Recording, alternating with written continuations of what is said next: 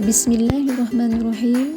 Assalamualaikum warahmatullahi wabarakatuh. Murid-murid Ustazah, Alhamdulillah hari ini kita bersama lagi untuk belajar mata pelajaran Faraid Darjah 5. Untuk hari ini Ustazah masih lagi akan mengajar kamu bagi pelajaran yang kedua, iaitu bertajuk Ashabul Furud, dan fokus tajuk kita adalah subtopik 2.6, iaitu penerima pusaka bahagian fardu 1/3 ataupun sulus.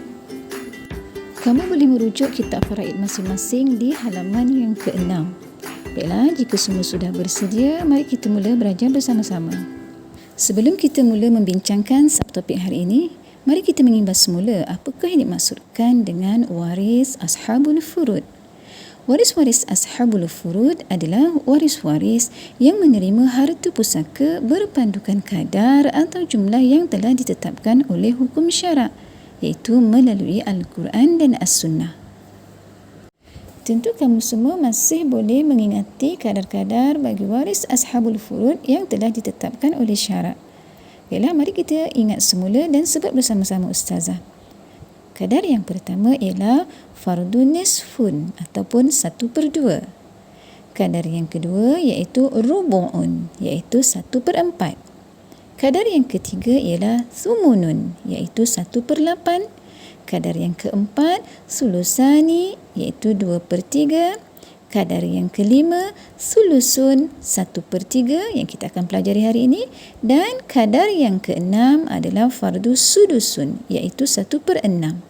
Kesemua jumlah kadar yang ditentukan oleh hukum syarak adalah sebanyak 6 kadar.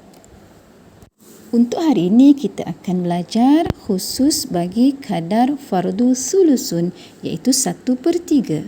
Siapakah waris-waris yang layak menerima harta pusaka peninggalan si mati dengan kadar sulusun ataupun 1/3?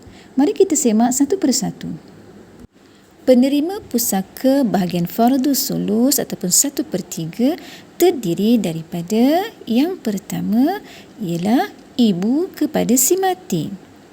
Dan yang kedua adalah 2 orang atau lebih adik-beradik si mati yang seibu, sama ada adik-beradik lelaki ataupun adik-beradik perempuan. Adik-beradik seibu ini maksudnya murid-murid adalah mereka mempunyai ibu yang sama tetapi berlainan bapa.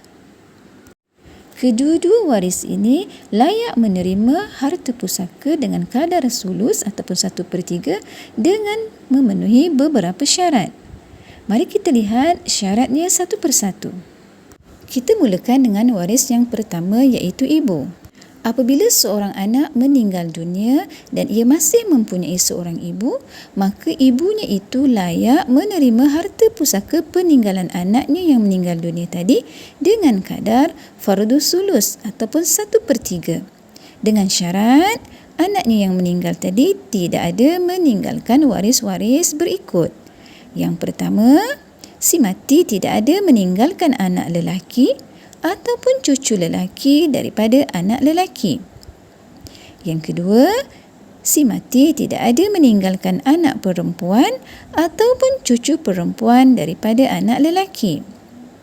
Syarat yang ketiga, ibu layak menerima 1/3 daripada harta peninggalan anaknya dengan syarat si mati tidak ada meninggalkan 2 orang atau lebih adik-beradik lelaki atau perempuan. Jika dapat memenuhi syarat-syarat yang kita sebutkan tadi, barulah ibu si mati layak menerima harta pusaka peninggalan anaknya dengan kadar sulus ataupun 1/3.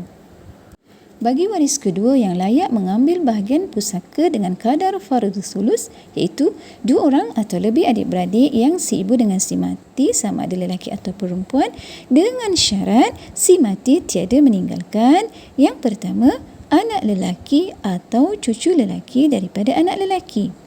Syarat yang kedua, si mati tidak ada meninggalkan anak perempuan atau cucu perempuan daripada anak lelaki. Syarat yang ketiga, si mati tiada meninggalkan bapa. Dan syarat yang keempat, si mati tiada meninggalkan datuk. Sekiranya si mati ada meninggalkan salah seorang daripada waris-waris yang Ustazah sebutkan tadi, maka 2 orang atau lebih adik-beradiknya yang si ibu itu tadi tidak layak mengambil bahagian pusaka fardu sulus. Sebagai contoh, sekiranya si mati ada anak lelaki, maka dua orang atau lebih adik-beradiknya yang seibu tadi tidak layak mengambil bahagian pusaka fardu sulus. Begitulah seterusnya, ya murid-murid. Baiklah murid-murid, sebagai kesimpulan pelajaran kita hari ini, dapatlah kita rumuskan bahawa waris-waris yang layak menerima bahagian pusaka dengan kadar fardu sulus ataupun 1/3 adalah terdiri daripada yang pertama, ibu kepada si mati, dan yang kedua, dua orang atau lebih adik-beradik yang seibu dengan si mati, sama ada lelaki atau perempuan. Dan mereka perlu memenuhi syarat-syarat tertentu untuk melayakkan mereka menerima bahagian harta pusaka dengan kadar fardu sulus. Dan syarat-syaratnya sebagaimana yang Ustazah telah terangkan tadi. Baiklah, selesailah pelajaran kita hari ini. Ustazah doakan semua murid-murid Ustazah boleh memahami dengan baik. Sekian dahulu, sampai jumpa lagi. Ma'assalamah wa ila liqa. Assalamualaikum warahmatullahi wabarakatuh.